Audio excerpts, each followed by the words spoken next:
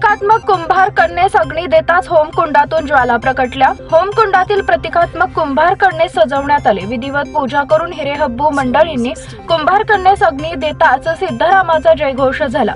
सोमवारी होम मैदानावर होम प्रदीपन सोहळा पार पडला।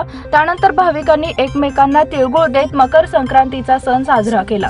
रविवारी सायंकाळी 5 वाजता हिरेहब्बू वाड्यातून नंदीध्वजाची मिरवणूक निघाली। जुन्या फौजदार चावडीजवळ मानाच्या पहिल्या नंदीध्वजास नागफणा बांधण्यात आला। मिरवणूक मैदानावरील होम विधी स्थळावर आली। मानकरी हिरेहब्बू मंडळी होमकुंडात उतरले।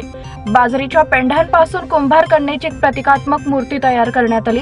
या कुंभार कन्ये शालू घालून सौभाग्य अलंकारांनी सजवण्यात आले। हातात बांगड्या, पायात जोडवे, गळ्यात मणी मंगळसूत्र घालण्यात आले। हिरेहब्बू यांनी या प्रतिकात्मक मूर्तीला अग्नी देताच होमकुंडातून ज्वाला प्रकट झाल्या।